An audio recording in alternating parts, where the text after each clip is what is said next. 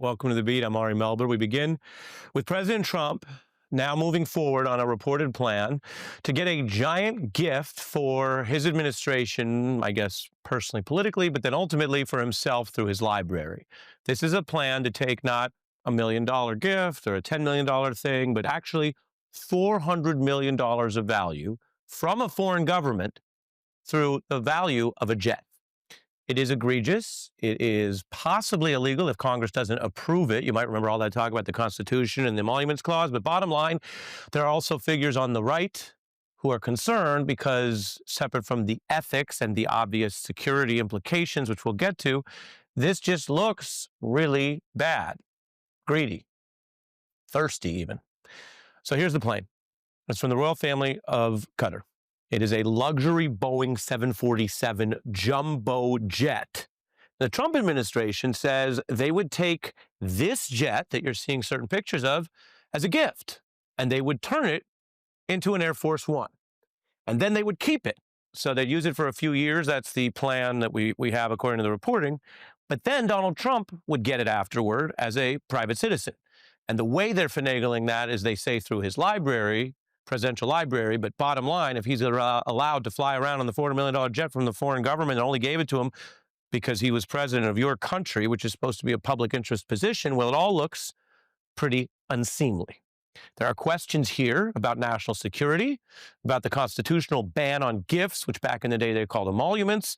The idea was, even then they knew that foreign governments with budgets and largesse could try to separate the leader of a country who's supposed to look out for the country, for you, separate that obligation from the leader's personal situation and throw a bunch of money or gifts at him, or him or her. So remember, the Emoluments Clause says Congress would have to approve this kind of thing.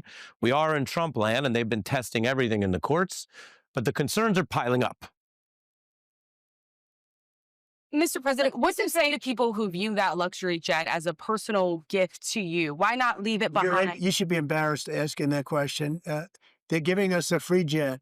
I could say, no, don't give us. I want to pay you $1 billion or $400 million or whatever it is. Or I could say, thank you very much. You'll notice there's not much of a substantive addressing of the issues there. He just says, he redescribes that it's a gift. Of course, the larger the gift you get, the more in debt you are. Money in politics is strictly regulated, and politicians, including in the White House, who've gone down the road of taking too many gifts, have usually faced consequences. Long before Watergate, President Nixon was in so much trouble over taking what was then about $18,000 in gifts, not $400 million, that he had to give this address. You might recall it. They called it the Checkers speech. This was back in the early 50s. The dog that was also part of the gift was named Checkers, and he found a way, as politicians do, to get us talking then and now about checkers. I couldn't resist showing you that lovely historical dog.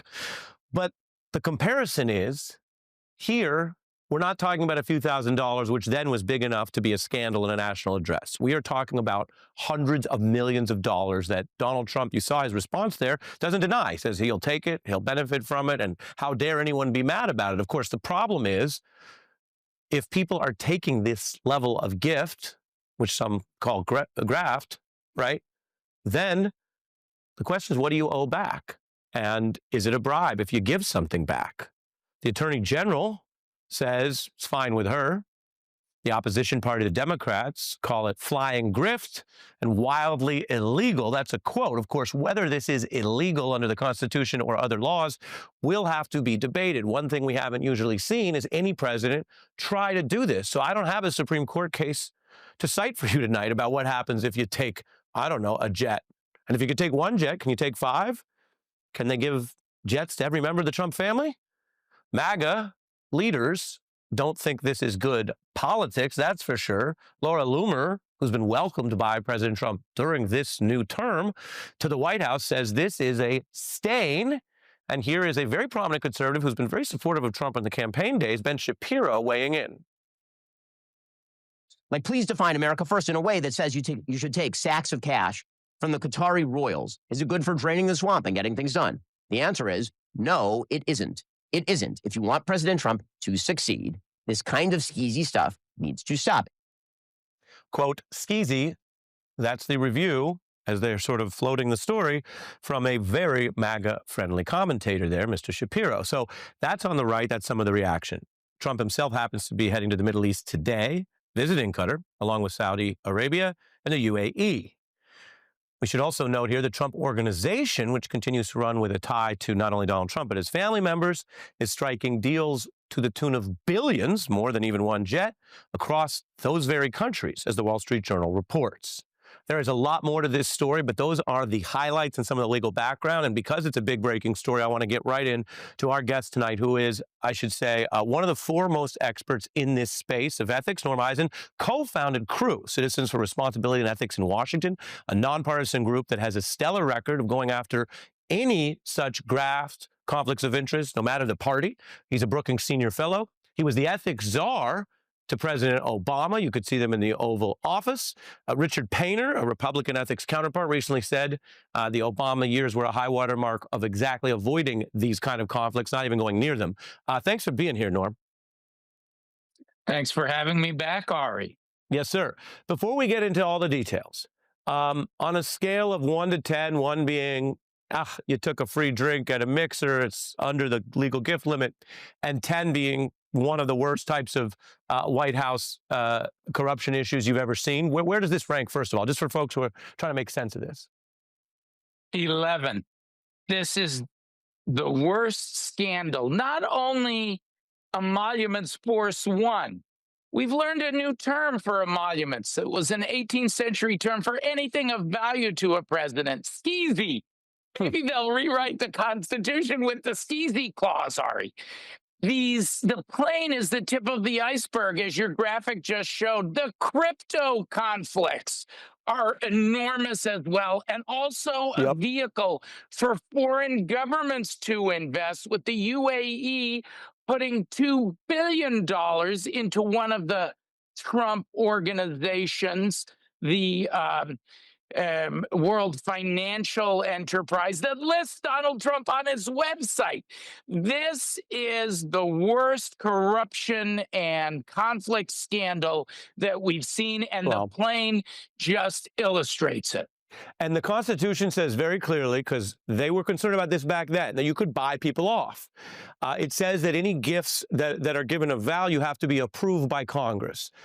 Given that you've done this work in the White House and you're a lawyer yourself, what's your view on what is a pretty untested level, as I mentioned, something this big? If Congress does not authorize it, is there a legal way that anyone would go to court and say the U.S. shouldn't accept it? Ari, we litigated this question successfully in the first Trump term in the Second Circuit Court of Appeals, the Fourth Circuit Court of Appeals. They both held that you cannot accept these things of value. But the hotel rooms purchased by foreign governments and the like were small beans compared to this. So walk us through it. You say $400 million plane and the crypto, Ari. I mean, it's outrageous. All right. So you say you have a federal appeals court ruling going the right way to bar this kind of stuff. So walk us through what would happen. The plane has not been transferred yet. If they transfer the plane for U.S. government use, what would you do? Could you go to the federal courts and try to enjoin the use of this plane if Congress hasn't approved it and therefore it's in violation? Well, the key point here is it's not only for federal government use, it's for Donald Trump's personal use. And we know that because we've never seen anything like it. The luxury plane with the gold-plated fixtures is going to move with him, according to the reports, when he leaves the government. Yeah. So there's not a lot of question that he's a personal beneficiary here. Yes, what you could do is you could point to the full complex of emoluments that you have here. The crypto sums, the plane, all coming from the Gulf. I mean, how brazen is it? He's going to the UAE and Qatar on this trip. You would point to those and you'd ask a court to enjoin them. We did have those successful federal court outcomes last time. Now, Ari, we ran out of time. The case went to the Supreme Court. The Supreme Court said Trump's no longer president. Yeah, they didn't want to get into it. Out the case. So to button this up, out those cases. To button this up, Norm, rebuild. I got 40 seconds for you now, but That last time, I know that's how the case ended. This time, if you had the positive ruling, we just saw the Supreme Court go against him 7-2 on some other stuff where he's tried to seize powers, then what? They would enjoin and they would tell federal employees, you can't operate the plane, you can't fly the plane should not be used this way. I mean, you could have a bar to that in the same way that they've ordered other limits. Pattern and practice of accepting emoluments forbidden, Donald Trump enjoined. That's what we'd be asking for. Yeah. Well, look, that's an important point because you saw, again, to the extent you want to read tone and body language, his comments today seemed upset. If it were actually a benefit to the United States, for example, if you negotiated something for the good of the people and it maintained in the U.S. coffers, right? Any number of deals, it could be a climate accord, it could be a trade deal, then you can make an argument we've achieved something. He didn't sound like he'd achieved something. He sounded very upset, very concerned that this was getting negative scrutiny, including on the right. It's a big story. Norm Eisen, our leadoff guest, thank you for walking us through some of it. Appreciate it, sir. Thanks, Thank you very much. I've got a lot going on in the show tonight, including the start of the trial of Sean Diddy Combs, which is an issue for justice, for ethics, and for facing some important and sometimes uncomfortable aspects of rap industry culture. We're going to get into that tonight. Also, President Trump blinking in that China trade war. We were just mentioning that sometimes trade deals can be a good thing. Sometimes you just back off and start giving things up. This is another inflection point in a trade war that Donald Trump started and that he has been losing, according to economists and experts. That's not all tonight. We also have Jacob Soboroff live at the kind of ports that are running dry and empty, putting pressure on the president to continue backing down. Big show. I'll be back with you in 90 seconds.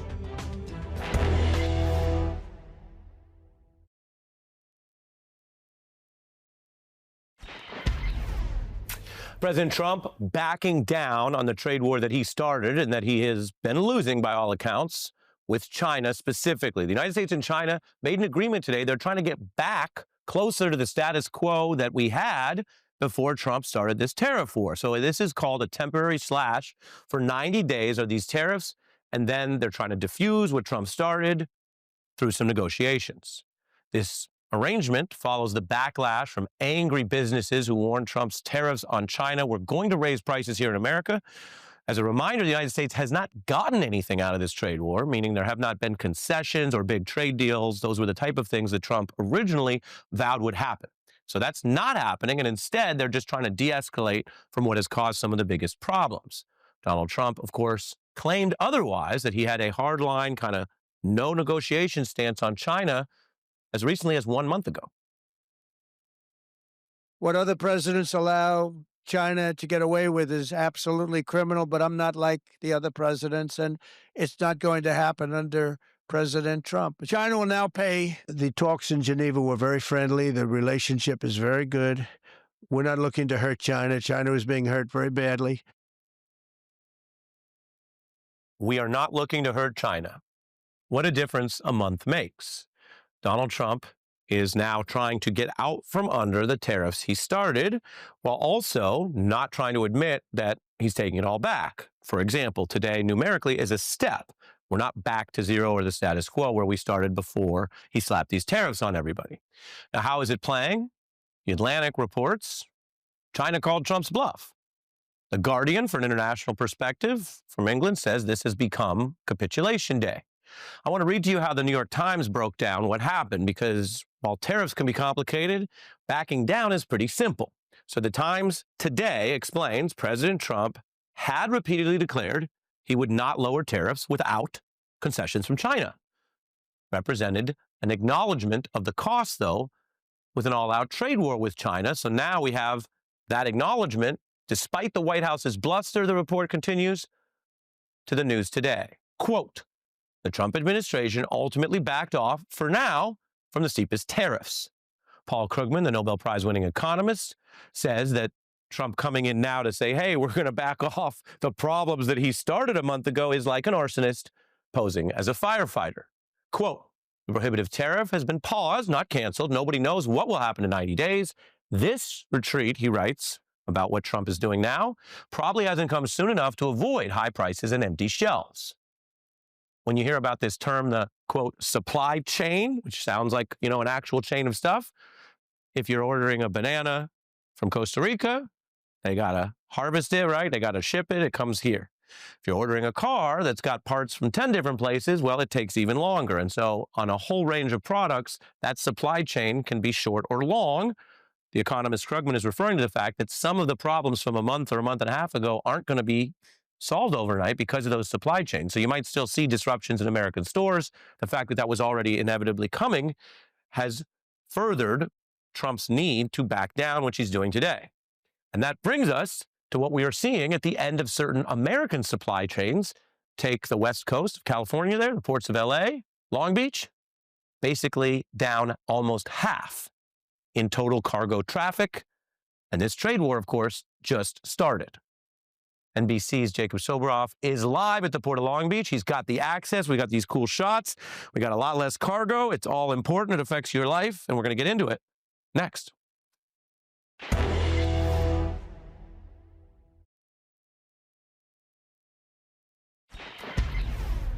President Trump backing off parts of his trade war with China today, and we have NBC's Jacob Soboroff in the center of the action, live at this Port of Long Beach, California. Tell us what you're seeing there. Take it away, Jacob. Ari, it is really a sight to behold. I'm here with Congressman Robert Garcia, who used to be the mayor of Long Beach, now represents this area in the U.S. Congress. This is Terminal J at the Port of Long Beach. On a normal day, what we're looking at right now, you would see two massive shipping cargo vessels lined up right here, unloading literally tens of thousands of pieces of cargo at any given time. Let me just start with Congressman Garcia. Have you ever seen anything like this before? There isn't a person out here. They literally send people home because there are no ships to unload. Yeah, I mean, this is, it's eerie and it's bizarre. I mean, this is not what we normally see on our normal time here at the Port of Long Beach or any port in the United States. And the fact that there are no ships here, cargo being unloaded, is incredibly harmful to the economy, to local jobs. We're getting reports from dock workers losing shifts. Truck drivers that would normally do 5 to 6 shifts a day might be doing 2 if they're lucky.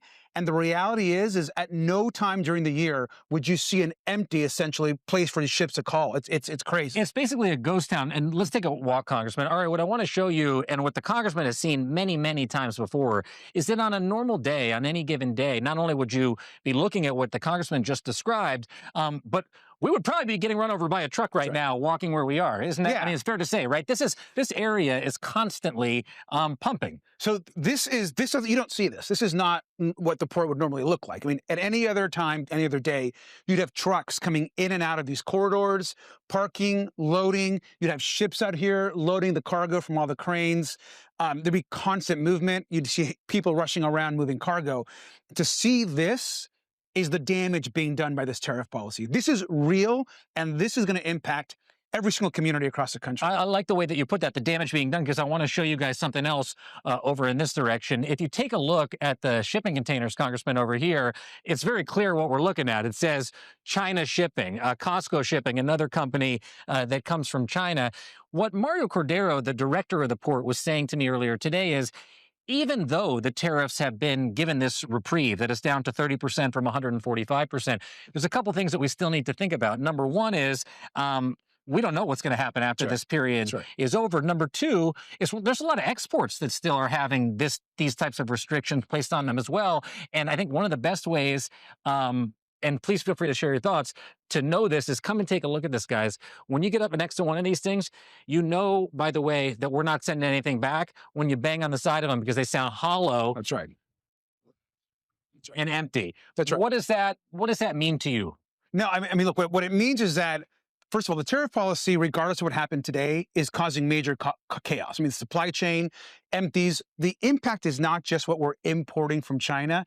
It's small businesses here in the United States that are trying to export goods. So normally, a container like this, we would send back over to Asia full of American goods. But because there's reciprocal tariffs, because there's all these new rules imposed, and most importantly, because there's no consistency. So no small business owner, no worker, no one knows what to expect. Even with today's announcement, which is a step in the right direction, no one knows what to expect. And that's the biggest issue in trade. Same question for you. Let's just take one more look out here, because I can't reiterate this enough, Ari.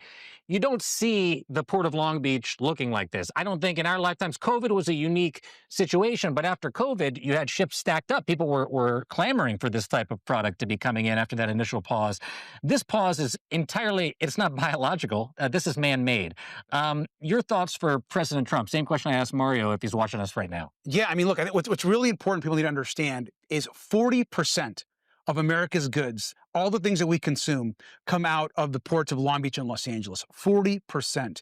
When you see this and no action happening in our ports, this is going to have a direct impact on the price of goods in the United States, and people are going to run out of being able to buy the things that they need. That is just a fact. And no erratic trade policy, this 90-day window is going to change that. It's a serious concern. Congressman Robert Garcia, it's great to see you here. Thank you for coming down to the port with us. Ari, people might be looking at the stock market today saying this thing's over, this is in the rearview mirror. Just look at the facts on the ground here today to understand that that's not the case. There's a long way to go yet. Ari? Facts on the ground and even the hollow container, we've been relying on that from you, Jacob. So we appreciate that, and it affects a lot of people. So really interesting to sort of see all that. Thanks for walking us through it. Jacob Soboroff reporting on location there at a half-empty port. I'm going to fit in a break. When we come back, I want to talk about law, reform, marginalized victims, and why this Diddy trial matters, even if you're not interested in his life. It's an important trial that began today. Our special report is next.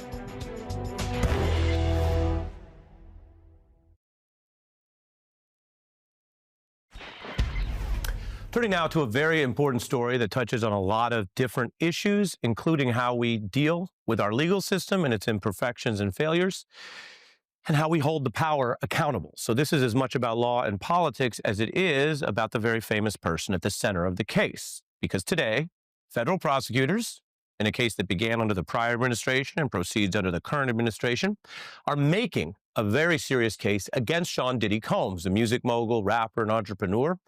And the government delivered blistering opening statements today at the start of the trial, painting the defendant, Sean Diddy Combs, as an abusive, methodical predator.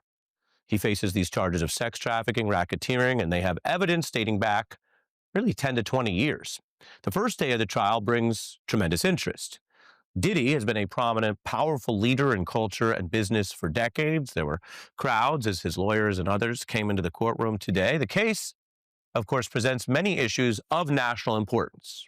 Domestic violence against women, which is a rampant problem often underaddressed in our society in terms of how we all deal with it with each other, and certainly in our court system.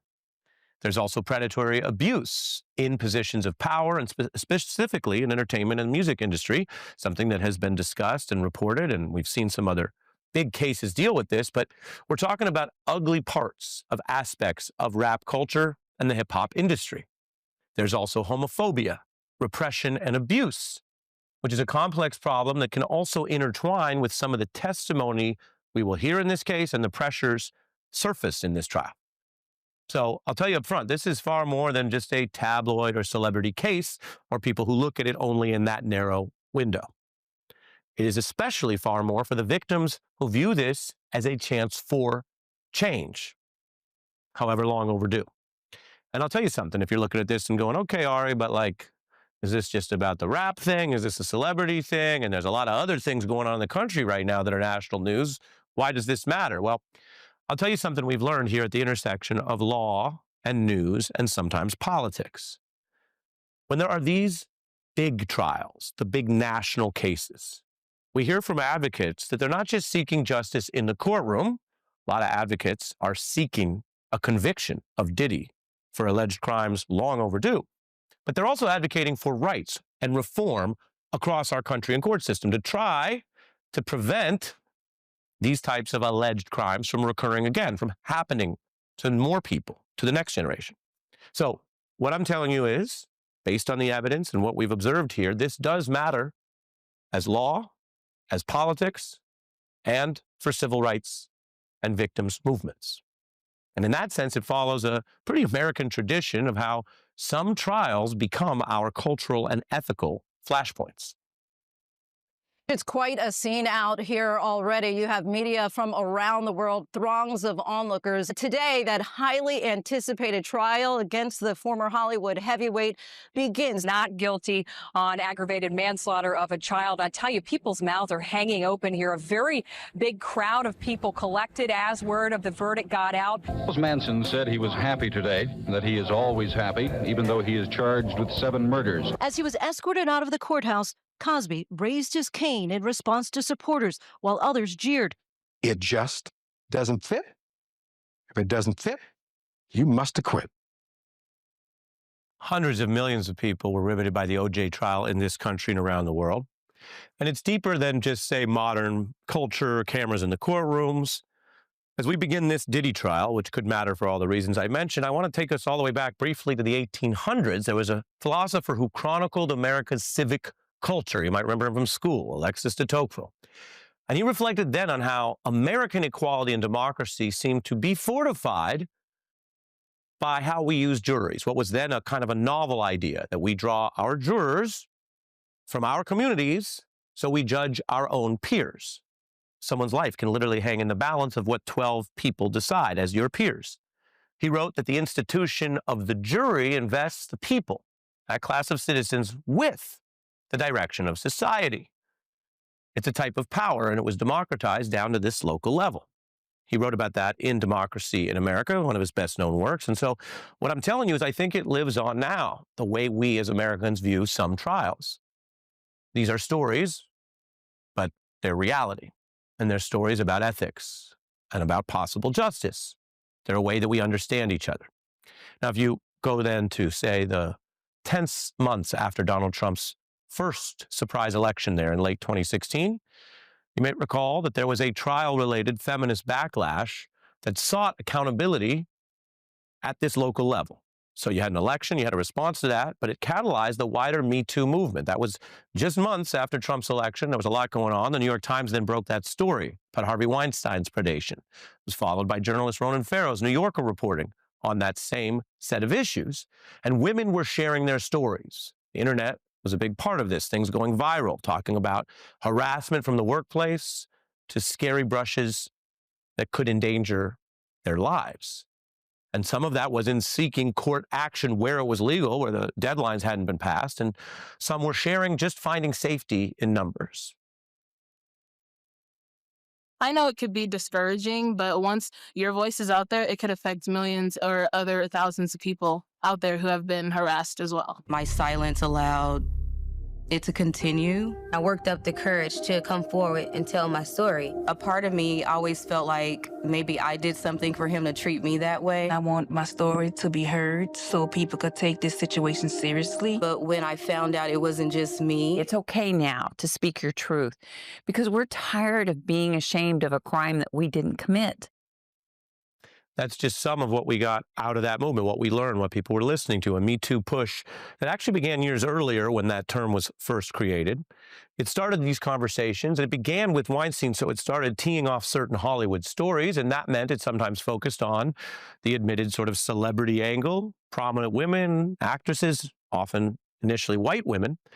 The activist who coined the term said we did also need a wider embrace of all potential victims, including women of color, while also noting that anything was a start because the immediate impact will be a national conversation. Those women came forward to bravely tell their story, unaware of what would happen. The media loves white women. They love y'all. Yeah, so, I write about that in my book, like missing white women's syndrome. Exactly. I just don't want this to be about women fighting women, right? Yeah. Because it's more so about us fighting a system that continues to perpetuate the same stories and stereotypes and ideas. And that's a theme in all of this, because 8 years after that initial Me Too burst, there is, both in law and in some of the national conversation, whatever you call it, more awareness about other victims. Many of the alleged victims in this case were women of color, sometimes sex workers, who of course can do that job, but also are not supposed to face, above and beyond what they agree to, any other physical violence or crime. Diddy had power over so many of these individuals. Those dynamics were at the center of The R. Kelly trial, a big issue in music. I showed some of those women speaking out. Indeed, here is a Chicago journalist, Mary Mitchell, on the possible victim blaming. That there were so many misogynistic lyrics and rap music, and that people complained about it so much that given a clear view of a African-American young girl being mistreated, that they would not support her. That's what I found shocking and disgusting. That was in the R. Kelly case. He was convicted of sex trafficking and sentenced to 30 years in prison. So this is some of the context of what we're witnessing now. Today, as during opening statements, the prosecutors discussed what they called Combs' alleged brutal abuse of Cassie Ventura, a woman that he dated, and another ex. The Washington Post reporting prosecutors will be able to play this damning 2016 footage from a security camera that shows Combs beating and dragging her in 2016. Well, for his part, I can report to you that Combs has pleaded not guilty to all charges. Legally in court as a defendant, he is presumed innocent, like all defendants. If convicted, he could face up to a life sentence. This is a criminal case from the government. It comes amidst the wider reckoning in civil cases, which people can, of course, file themselves. 81 people filing suits accusing him of sexual misconduct or assault. And as you see up here, it is pretty split almost equally by gender. 43 women and nearly as many men, 38. Now, legally or factually, men can be a victim of any crime, including sexual assault. But stigmas remain here, from how prosecutors view claims from male victims to how they're received in society.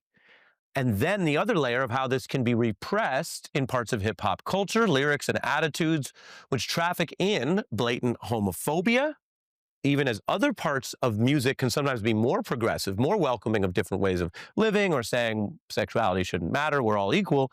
And yet in hip-hop, it's an issue, from homophobic language to sometimes conduct. Everybody in hip-hop discriminates against gay people. The way in which hetero Black masculinity has to show up, ingrained in that is I should be homophobic. You cool in hip-hop being gay as long as you ain't rapping. Those are just some folks who are knowledgeable about this or involved in the art. You saw some artists there. It's an issue in the Diddy trial, as you have reports that even today, young people online who say maybe you don't have the problems of the past, are posting all these memes about Diddy's alleged behavior that, quote, perpetuate insidiously homophobic rhetoric, the idea that it's more shameful to be a gay man than to be an abuser. I want to share another musician, R&B's Tank, reflecting on what he calls this elephant in the room. It's something about Black men and the homosexual conversation that is it is a mess. The phobia as it relates to Black men is the elephant in the room. And no one will actually articulate their devastation, right? Because you have to think, like, for a Black man, the worst thing to be called is gay. So you have a type of alleged homophobia there, again, if you listen to people involved. And then you have repression. Then you have sex and gay sex. And now you have a case where you have victims, many of them alleged victims, we say that legally, many of them male. And a question of how that's received by, as I said, the jury of our peers. And do we look at the actual evidence and not fall victim ourselves in our minds to these various ways that we can become closed-minded or perpetuate in stereotypes that get in the way of the truth and the evidence? That's what this jury will have to decide, among other things. It's a complex but important case that's servicing these issues right now on day one. Civil rights lawyer Nancy Erica Smith is our special guest on this next.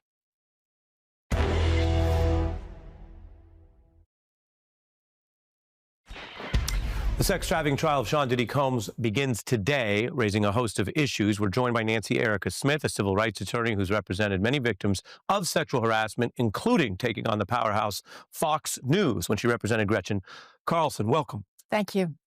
We laid out a bunch of these issues, and that actually only scratches the surface. So first of all, your thoughts on that brew in a case like this? Well, I think they had a very, very strong first day. That the prosecution had a very strong first day. Daniel Phillip was an amazing witness to end the day. He was a male prostitute who participated in sex for pay with Ms. Ventura, but it was directed by Mr. Combs. He described a violent scene where Ms. Ventura was beat by Mr. Combs before one of the sexual things that he videoed also. He described his own fear of coming forward and said that he was intimidated by Mr. Combs, who made him show his insurance card and his driver's license after the very violent scene when Ms. Ventura didn't get up quickly enough when he called her like you would call a dog. And this witness overlaps with part of what we mentioned in our report, that there are people who might think that someone in this position, because of their job or other things, right, they're not going to believe them as much. And yet the prosecution is building a case going against those stigmas and saying, you could be a male and be a part of a situation that involves victims, or you're a victim or a witness, right? Right. You could be a sex worker and still be the victim of a crime. Well, what does he have to gain? I mean, they always go after the motives of women. It's always, they said it today, a quick payday. They question the motives of women whenever women speak out about sexual abuse. But what does Mr. Phillip have to gain? He said he was afraid for his life, which is why he didn't go to the police. Yeah. He was terrified. And he saw her be drugged and questioned whether he should go forward. And that's the day that Mr. Combs said, let me see your driver's license, as a threat. Mm-hmm. So they are going to try to attack these victims, but really there's not a lot that they have to win here. And when you talk about the government bringing forward males, right? Yes. That cuts against some of what we showed. I want to play a brief line from Ebro, who's a big figure in hip hop, happens to have been on this program, speaking back in the day about how much this homophobia is a real part of it, which means, among other things, that you have men in that culture who might feel, even if they're in a city like New York or LA, where it's not so rare, right, where they're closeted or they don't feel comfortable being publicly known as gay. This was Ebro. Take a listen. If all of a sudden you can't listen to someone curate a party for you because of what their private life is about, I don't really know what to tell you. Where does that fit into the case, and how much are prosecutors going to try to signal to this jury, you know, you got to really follow the physical evidence here and not have assumptions about people based on what they do in their private life? Right. Well, I think it's really important to say for both men and women, sexual assault isn't about sex. And men who are abused aren't even necessarily gay. We know that from prisons. It's about power. And this case is so much about control. But men, especially in this community, are going to be less likely to come forward and complain because of the stigma of gayness in the Black community that hopefully is being challenged in this trial, in this show, and by the people that you're seeing. But it's really about control and abuse. It's about hatred, needing to be the king, as he was called. Yeah. You know, telling people what sex acts to do. Right, but sort of running it all. Exactly. I mentioned that, as with all defendants, he's legally presumed innocent. We say that in our legal reporting. Right. And his lawyers today made the case that whatever they said was regrettable behavior, they argued domestic violence is not legally sex trafficking. What did you think of that defense they previewed today? Well, sex trafficking is when you're forced to engage in sex by threat, coercion, or fraud. Domestic violence can be coercion to participate in sex trafficking. So they're trying to separate this out and say, even if he did this terrible thing, it's over there. And you're saying it's an element of the overarching criminal conspiracy if the physical violence against an ex or a partner was used then to carry out sex trafficking. And today, already, first day, Mr. Phillip described 2 times. One, Ms. Ventura was drugged and he didn't want to go forward, and he was he took it as a threat. And 2, when she didn't get up quickly enough to participate in a sex act with Mr. Phillip, Ms. Ventura was beaten. He heard it in another room. He heard him say, when I say you get up, you get up right away. That's coercion. That's not a voluntary sex act. You're scared for your life. Do you think this is an important trial for people to keep track of, and that something might come out of it that's positive? I hope so. I think these are really important issues. I really hope people are paying attention. Yeah, understood. Nancy Erica Smith, we'll be coming back to you on this case. Thank you. Thank you. We're going to fit in a break, and then we come back with an update on that very radical ICE arrest under the Trump administration in New Jersey on Friday.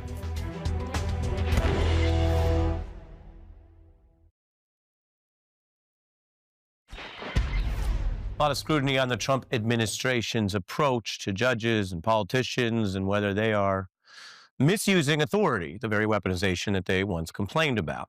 That brings us to the details on the arrest here of Newark Mayor Ras Baraka. This was Friday at an ICE detention facility. He will be back in court for a pretrial hearing on this so-called trespassing charge. Under Donald Trump, the Department of Homeland Security says charges are on the table for lawmakers who went to the ICE facility, meaning basically they're not backing down at all. They're saying they could go after others. Members of Congress generally have a process for getting access to ICE facilities. Indeed, as you can see from, I'm quoting ICE's long-term guidance notes, that those kind of federal lawmakers who oversee federal facilities like ICE as a co-equal branch of government have special access. There's also new body cam footage, which shows more of this chaotic scene as it happened.